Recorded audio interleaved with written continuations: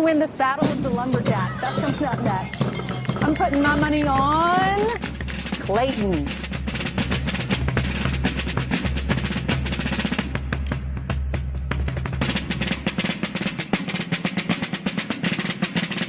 Brett Morse, he's a dairy farmer, and this is his farm that we're on. And hey, all right, this early in the morning. Hey, we got to make cattle. That's right. We got to make some beef. Of course, LeBron bringing a lot of success to Cleveland, but just not enough. Not quite enough. Not quite enough success. In the 90s, I thought, lots of fun tweets. So we'll start with D, who says, in the 90s, I thought that computers were much easier to use. Remember the green flashing, you know, in the dial-up? Oh, yeah, sure do. And thought nothing will ever be as cool as crystal meth. Pepsi. I'll grow a beard. Yeah. This is in my jeans. Yeah. It's in your jeans? What?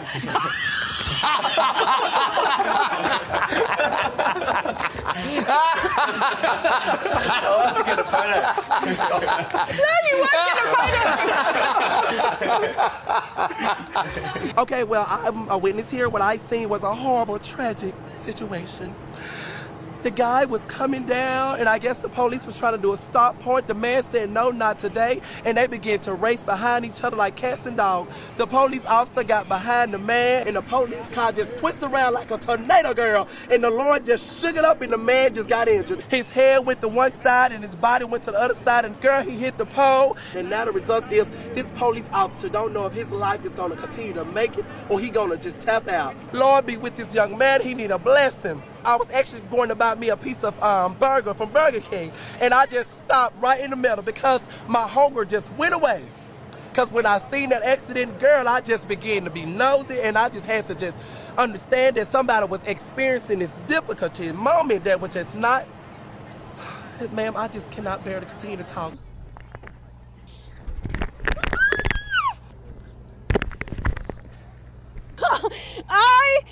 Okay. Nope. Yes, please. Okay.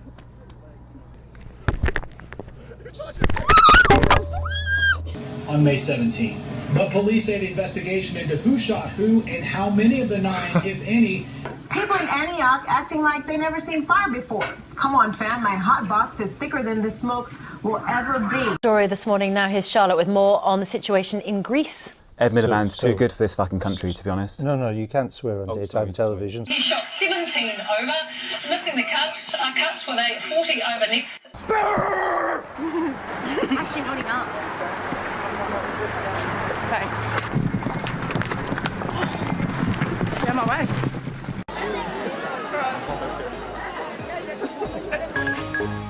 Op het programma alleen artiesten die spektakel combineren met humor. Sorry, het is grappig. En die komen zowel uit België als uit het buitenland. Zoals Gelderschutter. So in Luton, for example, more than half of pupils speak English as an additional language. Here in Peterborough, it's 39%, but in central Bedfordshire, the figure is much, much lower. Just 5%. Well, Tom may have been disappearing in his report there. I'm very pleased to say he's reappeared in the studio. Now, in the past few weeks, the SPCA has been receiving calls. Sorry about that. Hi. Have a nice day. Thank you. Sorry about that. Will they trade it? What has the departure of David West done to the team's plans? Oh, gotta like that on live TV, huh? The Pacemates enjoying some free airtime. Boy, where was I? Wow. New NBA rules. This is no longer a foul.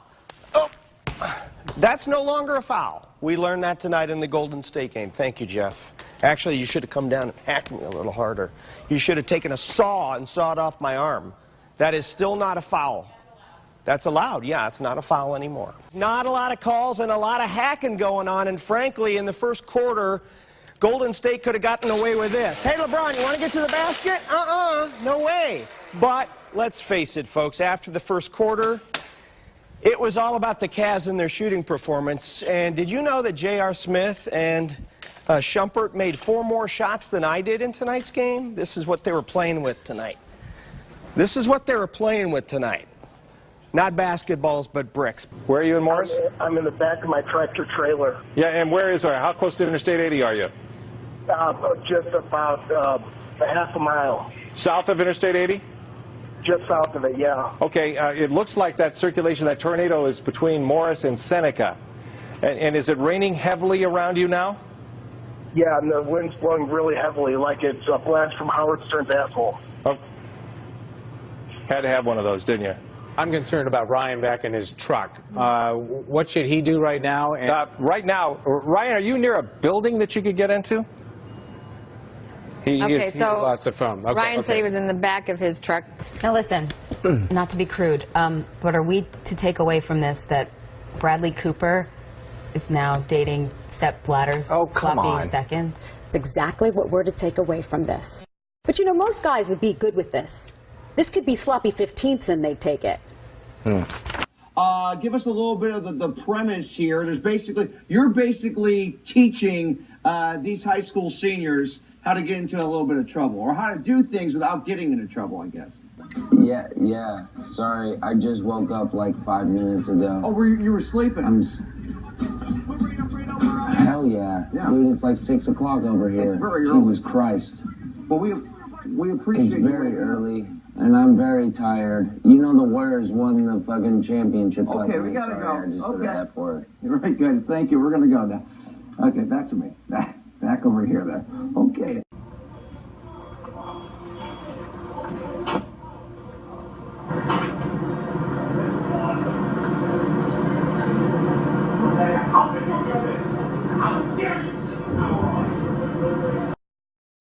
Yeah, we're good.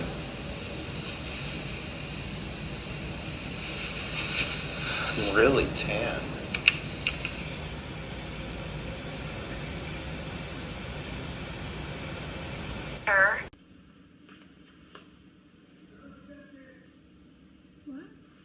What? Oh, you can just step in. He's gonna check your shot. Oh, okay.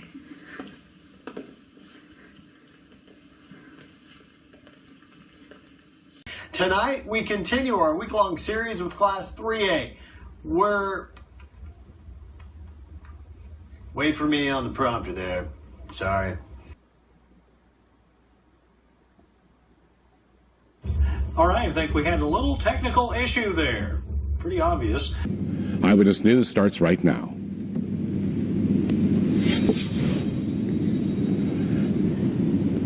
And good evening. Our top story tonight. We are Bushnell Park went pink today for the Susan Komen of Connecticut annual Race for the Cure, and what a cancer survivor is saying tonight about the amazing event. And a manhunt continues in New York after 2 convicted murderers escaped. The latest on that is coming up.